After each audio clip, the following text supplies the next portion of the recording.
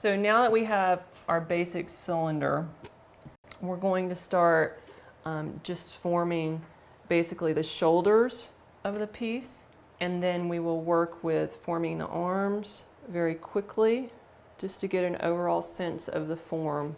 And then we will, as we have with the other pieces, just continue to refine and build on those structures. So all we're doing is closing in the top of this form to form the shoulders. And sometimes you can simply pinch them together like this. And because the clay is so soft, we're already getting a hip line here. You can simply do it like this. Otherwise, you'll need to probably add a coil. We're just going to create a basic form.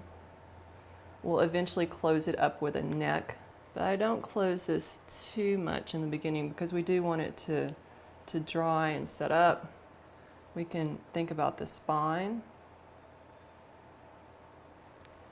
We can think about, and this is a life-size piece, we can actually get our hand in here, but we can start thinking about, you know, the breast area and just start forming it so that you can kind of start thinking about this as the whole form.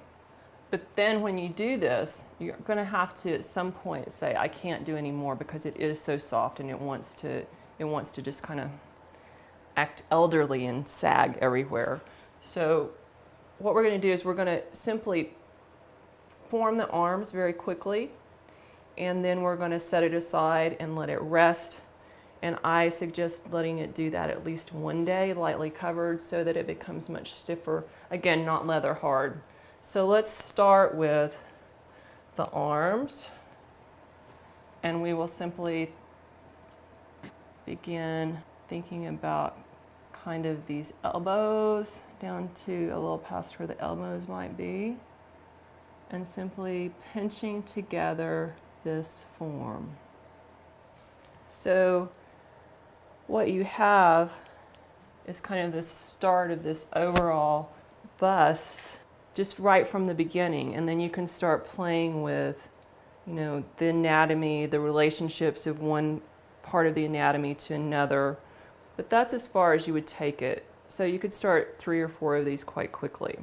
At this point, I would like to show you one other way to work on a bust form, and it's using a pattern, and we'll just quickly roll out some clay and think about paper dolls. So I've basically just made kind of a bodice drawing here.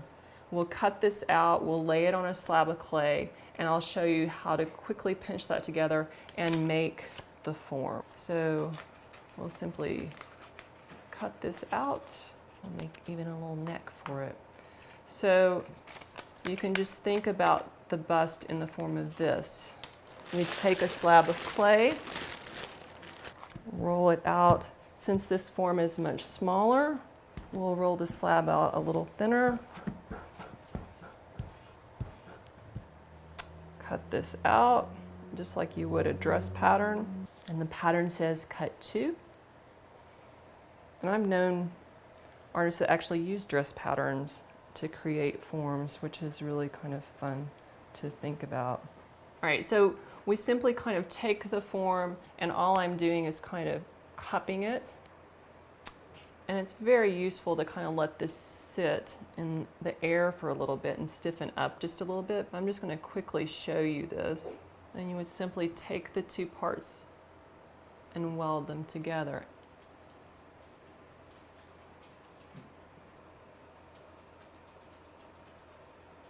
Again, if you want to lay a coil on the interior, you could. Because this is so wet, I don't think that that would be necessary for this particular piece. Working from the inside to kind of start forming the figure. About the spine.